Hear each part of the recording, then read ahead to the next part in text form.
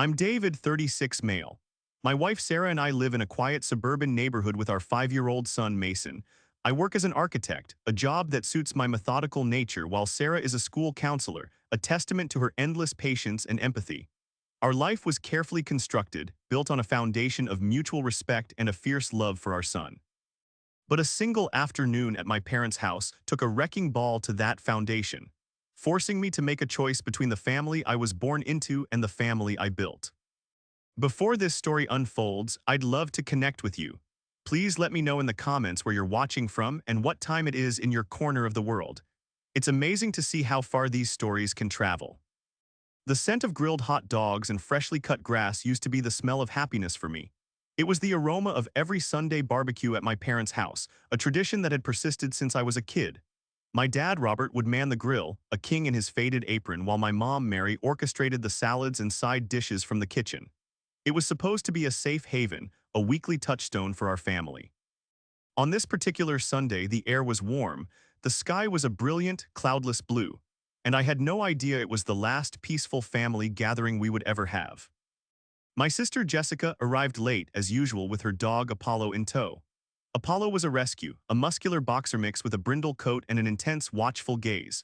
Jessica had adopted him 6 months prior, and she treated him less like a pet and more like a furry, four-legged validation of her bohemian lifestyle. She was a part-time yoga instructor who talked a lot about auras and energy, but her own energy was often chaotic and self-absorbed. Apollo is just a bit anxious in new situations, she'd say, tugging on his leash as he strained and sniffed aggressively at everyone. His last owner was just like totally not aligned with his spirit. My wife Sarah was never comfortable around the dog. As a school counselor, she had a finely tuned radar for potential trouble, and Apollo set it off every time. "David, he's just so unpredictable," she'd whispered to me on more than one occasion. "The way he stares, it's not normal." I'd always reassured her, wanting to believe in my sister's judgment. "She knows what she's doing," I'd reply, a statement I would come to regret with every fiber of my being. Our son Mason loved my parents' backyard. It was a sprawling green space with an old oak tree perfect for imaginary adventures. That afternoon, he was a knight, brandishing a stick sword at invisible dragons near the patio. I was watching him from my lawn chair, a cold drink sweating in my hand, feeling a deep sense of contentment. The scene was perfect, my son playing, my wife chatting with my mom, my dad flipping burgers. It was the picture of suburban bliss. The problem started, as it often did, with Jessica's lack of attention. She'd tethered Apollo's leash to the leg of a heavy picnic table, giving him about 10 feet of slack, and then promptly got lost in her phone, scrolling through social media. Apollo sat stiffly, his eyes locked on Mason. Every time Mason laughed or shouted, the dog's ears would prick up, his body tensing. Sarah noticed it first. She leaned over to me. "I don't like this," she said, her voice low. "Jessica needs to watch him." I nodded, a knot of unease tightening in my stomach. "Jess," I called out, "can you keep an eye on Apollo? He seems a little fixated on Mason." Jessica glanced up from her phone, annoyed at the interruption. "He's fine, David. He's just curious. He loves kids." She waved a dismissive hand and went back to her screen. My dad overheard and chuckled from the grill. "Let the dog be, son. He's not bothering anyone." This was the family dynamic in a nutshell. Jessica was the free spirit who could do no wrong, and I was the overly cautious older brother. My parents, particularly my mom, had always coddled her. While I was pushed to be responsible and self-sufficient, Jessica was allowed to drift, and her whims were always indulged. My concerns were consistently brushed off as me being too serious. Mason, oblivious to the brewing tension, let out a triumphant huzzah and charged toward the patio, his stick sword held high. He wasn't running at the dog, but his path took him within the radius of Apollo's leash. It happened in a split second. One moment Apollo was sitting, the next he was a blur of muscle and teeth, lunging forward with a guttural growl that cut through the peaceful afternoon chatter. The leash snapped taut, the picnic table shuddered, and the dog's jaws closed around my son's small forearm. Mason's scream was a sound I will never forget. It was a shriek of pure terror and pain that sliced right through me, instantly turning my blood to ice. Before my mind could even process what had happened, my body was all reed. Why in motion, I launched myself out of the chair and covered the distance to my son in 3 long strides. Sarah was right behind me. I scooped Mason into my arms. His little face was contorted in agony, tears streaming from his wide, terrified eyes. Blood was welling up from 4 distinct puncture wounds on his forearm, staining the sleeve of his favorite superhero t-shirt a sickening dark red. The sight of my child's blood, caused by a violence I had failed to prevent, ignited a fury in me so potent it felt like a physical force. "Get that dog away from him," Sarah yelled, her voice shaking as she gently tried to examine Mason's arm. Jessica finally looked up from her phone, her eyes wide with a sort of detached surprise, as if she were watching a dramatic scene in a movie. She fumbled with the leash, pulling a still growling Apollo back.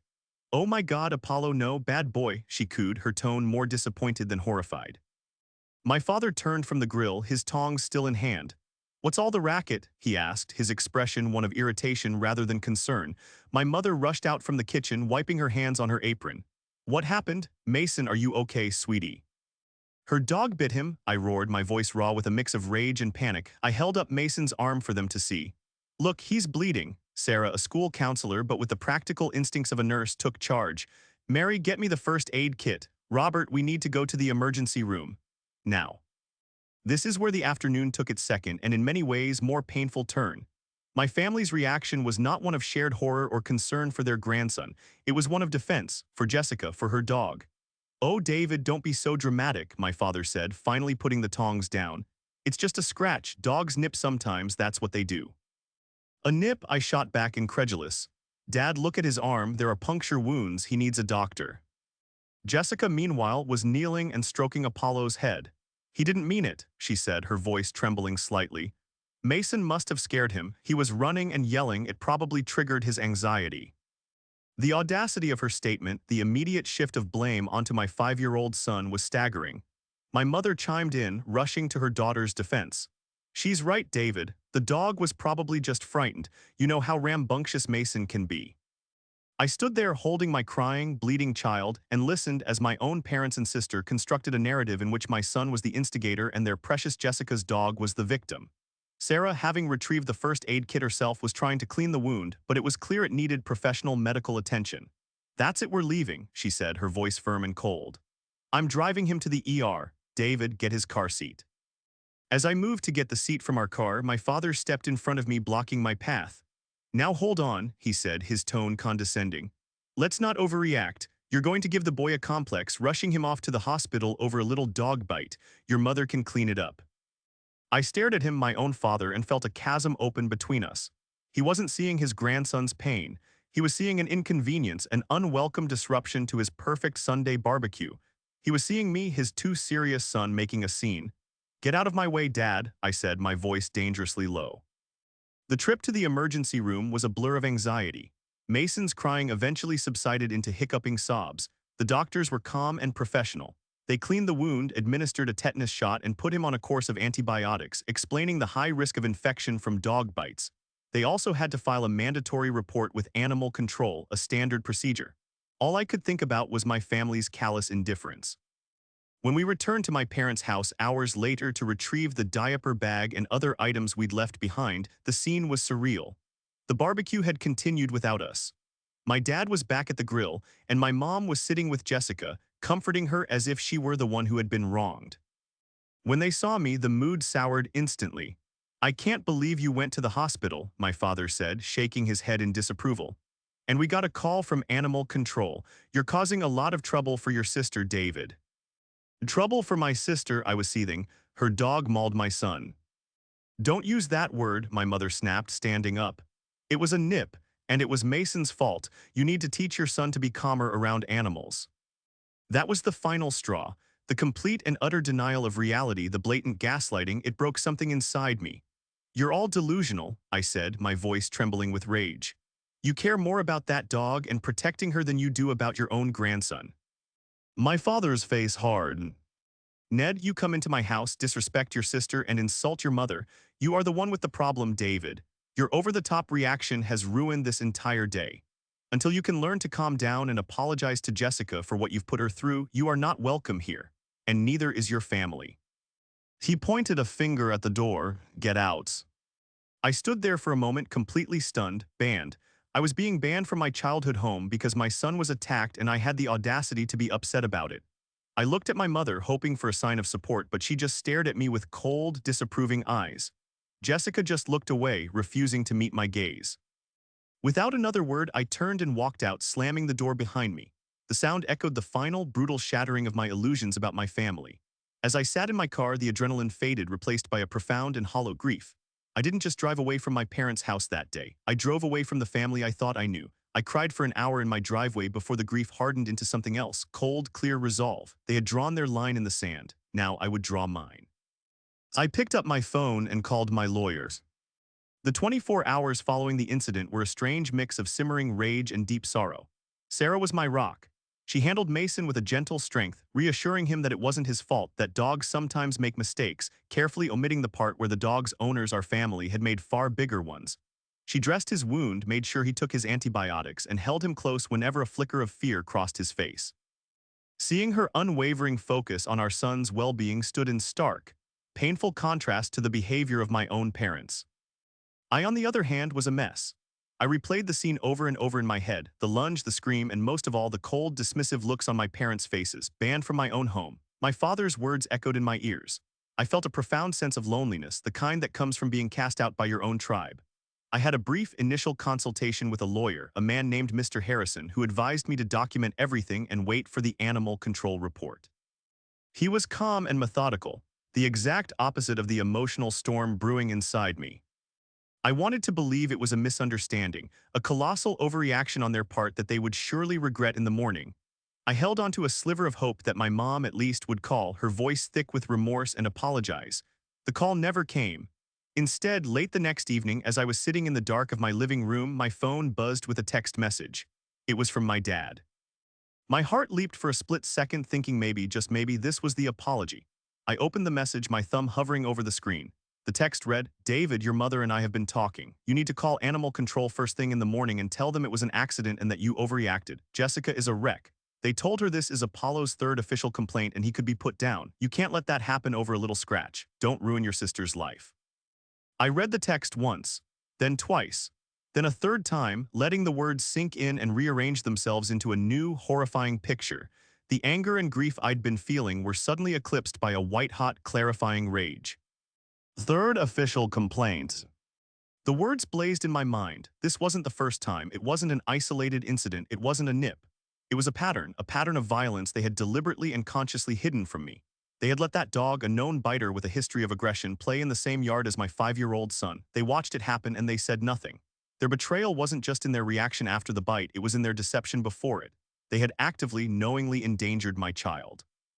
The casual way he dropped this bombshell was almost as shocking as the information itself. "Don't ruin your sister's life," he'd written, as if Jessica's emotional state was the most important variable in this equation, as if her life was more valuable than my son's physical safety. The text wasn't an apology, it was a command. A demand that I participate in their cover-up, that I lie to the authorities to protect my irresponsible sister from the consequences of her actions. I took a screenshot of the text. Then I forwarded the screenshot to my email. I backed it up to my cloud storage. I felt my architect's mind kick in, the part of me that sees structures and systems. They thought they were dealing with their emotional, too serious son. They were about to find out they were dealing with someone who now saw this not as a family squabble, but as a case to be built brick by painful brick.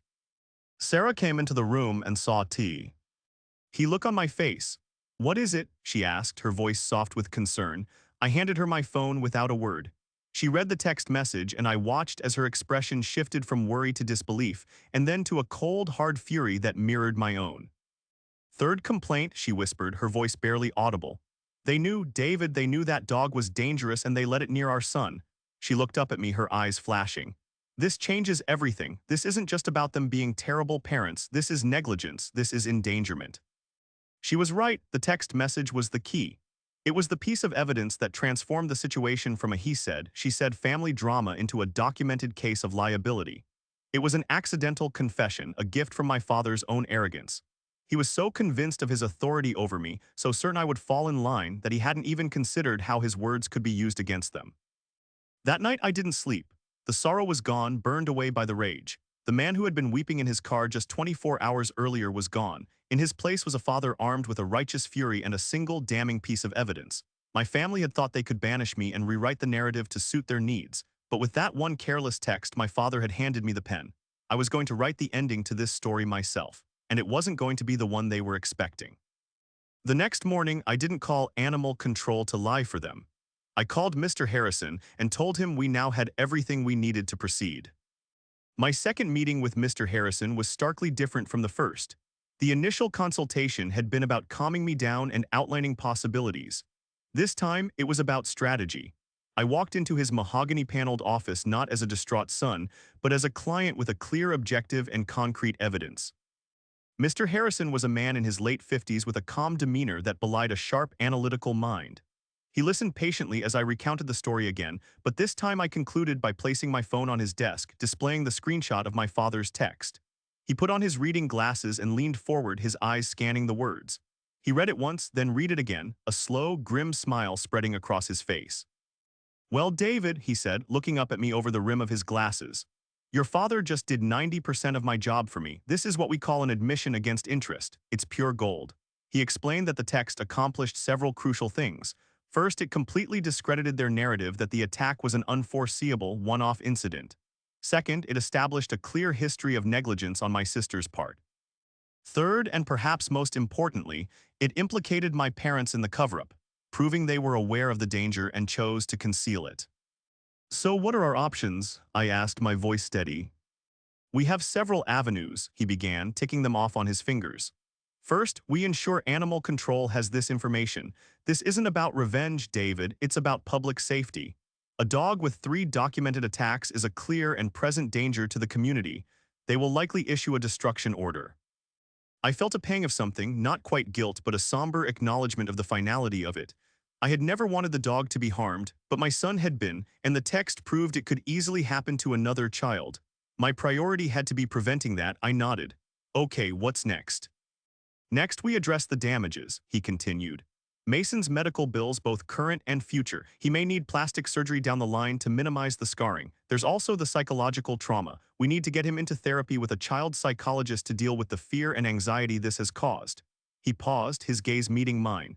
"And then there is the matter of your parents' homeowner's insurance." This was the part that felt the most like a betrayal, yet the most necessary. My father's text explicitly states the dog has a history of aggression. By knowingly allowing a dangerous animal onto their property, they created an unsafe environment and assumed a massive liability. Their insurance policy is almost certainly on the hook for this. The plan began to take shape. It wasn't a loud, angry confrontation. It was a quiet, methodical assembly of facts and legal pressure. Over the next few weeks, I became a different kind of architect, designing not a building but a case. First, we contacted Animal Control and provided them with the screenshot. The officer I spoke to was professional and grim. He confirmed that 2 previous bite incidents involving Apollo had indeed been reported in Jessica's county, though she had managed to get them dismissed with fines and a promise to muzzle the dog in public, a promise she clearly hadn't kept. My father's text admit. Ting knowledge of these incidents gave them the leverage they needed to act decisively. Next, I followed Mr. Harrison's advice and found a highly recommended child psychologist for Mason. The sessions were difficult at first. Mason had started having nightmares and had developed a new, paralyzing fear of all dogs, even the friendly golden retriever that lived next door. Hearing my sweet, once fearless boy talk about the bad doggy in a quiet, scared voice was a weekly dose of motivation. I meticulously saved every receipt, every report from the therapist. Each piece of paper was another brick in the wall of consequences I was building around my family. The most surreal part of the investigation was obtaining the video footage. The Sunday of the barbecue, I had been testing out a new security camera I'd bought, one of those small, discreet cubes. I'd set it up on the ledge of the back window overlooking the yard, wanting to see its range and video quality. In the chaos of the hospital trip, I had completely forgotten about it. The memory came back to me in the middle of the night a week later. I drove to my parents' house at dawn the next morning. I didn't knock. I didn't want to see them. I used the spare key I still had, the one they hadn't yet demanded back, and slipped inside the back porch, my heart pounding. The camera was still there. I grabbed it and left, feeling like a thief in my own childhood home. Back in my office, I uploaded the footage. The quality was crystal clear. It showed everything. It showed Jessica on her phone, completely ignoring her dog. It showed Apollo's body language, the stiff posture, the fixated stare for a full 10 minutes before the attack. And then it showed the attack itself, the terrifyingly swift lunge, Mason's fall, my own desperate sprint into the frame. There was no ambiguity. There was no "he scared the dog." It was a clear, unprovoked attack, precipitated by my sister's blatant negligence. I saved the file, labeled it Exhibit A, and emailed it to Mr. Harrison. His reply was succinct. "This is airtight. They don't have a leg to stand on." During this entire period, my family's silence was deafening. There were no more texts, no calls. It was as if we had ceased to exist for them. I imagined they were waiting for me to come crawling back to apologize as commanded. They had no idea that my silence wasn't submission, it was preparation. The weeks leading up to the confrontation were the strangest of my life. On the surface, things returned to a semblance of normality. I went to work designing buildings and poring over blueprints. Sarah went to her job counseling students. We took Mason to the park, the part furthest from the dog run, and read him extra bedtime stories. We were a quiet, self-contained unit healing in our own little bubble. But beneath the surface, a storm was gathering, and I was its architect. Every communication with Mr. Harrison felt like adding a structural support to the case we were building. We had the medical bills, the psychologist's initial report outlining Mason's developing xenophobia, the animal control officer's official statement, the damning text message from my father, and the crystal-clear video of the incident. It was a fortress of facts. Mr. Harrison explained the strategy. "We are not going to sue them personally, at least not at first," he said. "That gets messy and emotional. We are going to file a third-party liability claim directly against your parents' homeowner's insurance policy.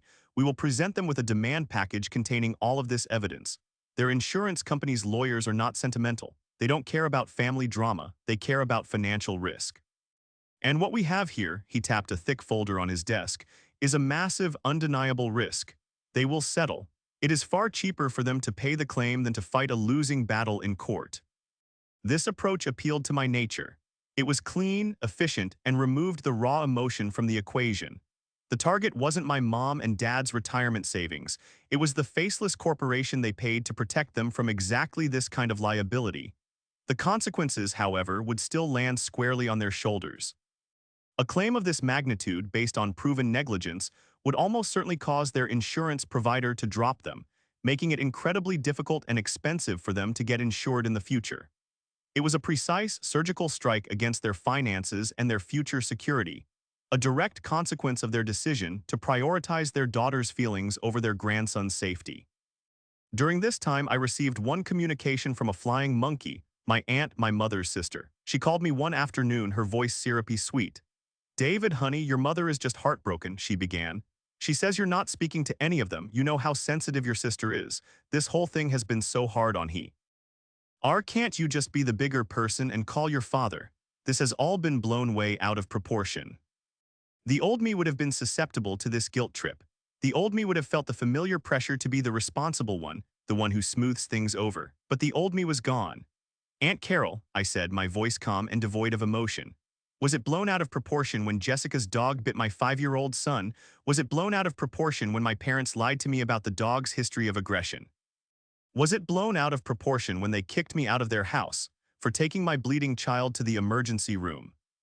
There was a stunned silence on the other end of the line. "Well," she stammered, "there are two sides to every story."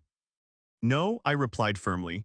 "In this case, there is only one side that has video evidence, medical records, and a written confession. Thank you for your concern, but my family and I will be handling this in our own way. Please do not call me about this again." I hung up before she could respond. That phone call solidified my resolve. It showed me that the family narrative had been cemented. David was overreacting, Jessica was the victim, and everyone needed to just forget it ever happened. They were living in a fantasy world, and my plan was the dose of reality they desperately needed. The final piece of the plan was the most difficult. Mr. Harrison needed a formal estimate from a plastic surgeon regarding potential scar revision surgery for Mason. Sarah and I took him for a consultation. The surgeon was kind and gentle, but his words were clinical and stark. He explained that while the scars would fade, they would likely be permanent without intervention. He talked about laser treatments and surgical options for when Mason was older. Sitting in that sterile office discussing how to erase a reminder of my family's betrayal from my son's skin was a uniquely painful experience. But I got the report, a detailed multi-page document outlining procedures and costs. It was the last brick. The fortress was complete. The day before Mr. Harrison sent the demand package, I felt a strange sense of calm. The anger had cooled into a steely, quiet purpose. Sarah and I sat on our porch after Mason was asleep, the evening air still and quiet. "Are you sure about this?" she asked, not with doubt, but with a deep, wifely concern for the toll it was taking on me. I looked at her, my partner, the one person who had been in my corner, without hesitation. "They made a choice, Sarah," I said. "They chose a dog over their grandson. They chose lies over the truth. They chose to banish us rather than face their own failures. All I'm doing is showing them the consequences of those choices. This isn't revenge, it's an accounting." She took my hand and squeezed it. "I'm with you," she said, "all the way." My parents continued to host their Sunday gatherings. I knew this because Aunt Carol, despite my request, couldn't resist sending me a text a few weeks later with a picture of the whole family minus us, of course, smiling around the picnic table. Jessica was there looking carefree. My parents were beaming. Apollo was nowhere in sight, which I later learned was because Animal Control had, after our complaint and the evidence of the third strike, issued a provisional dangerous dog declaration. The dog wasn't gone but was now subject to strict confinement rules. It was a small victory, but the war was yet to come. Mr. Harrison had advised that the demand package to the insurance company would be followed by a formal notice of legal action sent directly to my parents. This was a necessary step to officially put them on notice that we were pursuing damages for which they were liable. He timed it perfectly. The process server was scheduled to arrive at my parents' house at 6:30 p.m. on a Sunday. I knew they would all be there, likely in the middle of their family dinner, blissfully unaware of the reckoning that was about to knock on their door. I wasn't there to see it, but I have a very clear picture in my mind, pieced together from the frantic, hysterical voicemails I would receive later that night. I imagine my mom, Mary, bringing a casserole to the table. My dad, Robert, would be carving a roast chicken holding court, perhaps making a joke about how much more peaceful things were lately. Jessica would be scrolling through her phone, probably complaining about the animal control restrictions on her sweet, misunderstood Apollo. Then a knock on the door, not the familiar rap of a neighbor, but a firm, official knock. My father, annoyed at the interruption, would open it to find a stoic-looking man in a nondescript polo shirt. "Are you Robert L.?" the man would ask. My dad would confirm, and the man would hand him a thick legal envelope. "You've been served." The immediate aftermath, I can only imagine, was chaos. The name on the documents would be mine, David M. On behalf of his minor child, Mason M., the contents would have been a cold, hard slap of reality. A formal notice of intent to sue for negligence, endangerment, and damages. It would have listed the medical bills, the psychologist's fees, the plastic surgeon's staggering estimate, and a demand for compensation for pain and suffering. And it would have clearly stated that we were in possession of video evidence and a written admission of their prior knowledge of the dog's aggression. The first call came from my mother at 7:15 p.m. It wasn't a call, it was a shriek. I let it go to voicemail. "David, what have you done? What is this? We just got served papers. You're suing us, your own family, after everything we've done for you. You are a cruel, vindictive, ungrateful boy. You call this off right now. Do you hear me? Right now." The message ended with a sob. The second call was from my father 10 minutes later. His tone wasn't shrieking, it was filled with sputtering, incredulous rage. "I don't know what kind of sick game you're playing, David, but it stops now. You think you can threaten us? You think some slick lawyer is going to get a penny out of us? You have no idea who you're dealing with. You are destroying this family. For what a scratch, you are dead to me. Do you understand? Dead." The call ended with a click. The third and most pathetic call was from Jessica. Her voice was a whiny, tearful mess. "David, how could you? My therapist says I have trauma from this whole incident, and now you're suing mom and dad. Their insurance is going to drop them. They could lose the house, all because you can't control your kid and my dog got a little scared. You're trying to ruin my life. You're selfish. You've always been selfish." I sat on my couch with Sarah, listening to the voicemails on speakerphone. We didn't say a word. We just listened as the poison they had been nursing for weeks finally came spewing out. There was no remorse, no self-reflection, no maybe we were wrong. Only shock that their actions had consequences. They weren't angry that they had endangered my son. They were angry that they had been caught. They were angry that I had refused to play my assigned role as the family scapegoat. An hour later, my phone rang again. It was Mr. Harrison. "Well, it seems we've stirred the hornet's nest," he said calmly. "I just received a call from a lawyer representing your parents' insurance company. He was, let's say, very eager to talk. He asked if we'd be willing to share the evidence we mentioned in our notice. I've sent him the video file and the screenshot of the text. I expect to hear back from him with a settlement offer very soon." The confrontation wasn't me screaming at them in their living room. It was a process server at their door. It wasn't a heated argument, it was a legal document. I had refused to fight them on their terms in the chaotic arena of family guilt and emotional manipulation. Instead, I had brought the fight to my arena, the world of black and white facts, evidence, and inescapable liability. Their frantic, angry calls weren't the sounds of a family trying to connect. They were the death rattles of a toxic dynamic I had finally refused to sustain. They hadn't been served with a lawsuit. They had been served with the bill for their own choices. The fallout was swift and decisive. Just as Mr. Harrison predicted, the insurance company's lawyers had no interest in sentiment. After viewing the video and the text message, they saw a case that was not only unwinnable but a potential PR nightmare if it ever went to a jury. A family knowingly endangering their own grandchild, it was indefensible. They contacted Mr. Harrison with a settlement offer within a week. It was substantial. It covered all of Mason's current medical and therapy bills, the full estimated cost of the future plastic surgery, and a significant amount for pain and suffering. The money would be placed in a trust for Mason, accessible only to him when he turned 18. Sarah and I accepted the offer without a counter. Our goal was never to get rich. It was to ensure Mason was taken care of and to hold my family accountable.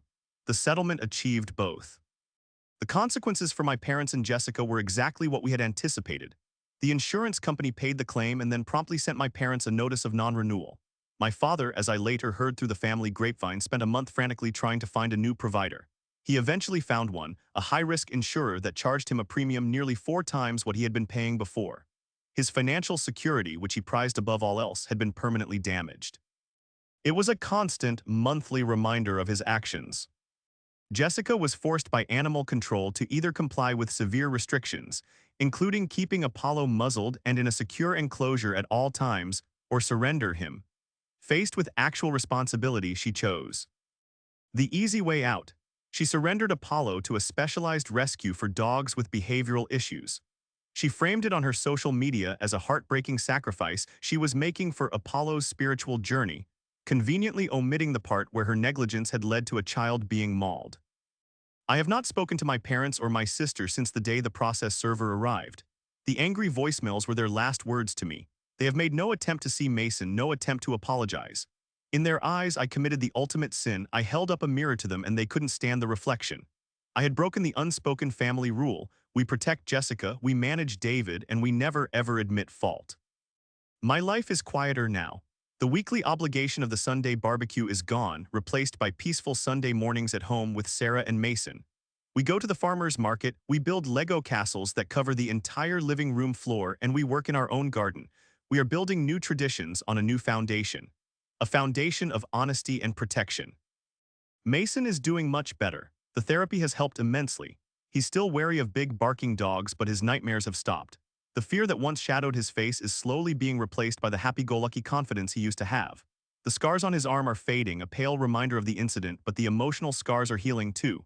The trust we established for him ensures his future is secure, a silent promise from his parents that we will always, always protect him. Sometimes a wave of sadness washes over me. I grieve for the family I thought I had, for the grandparents my son will never know.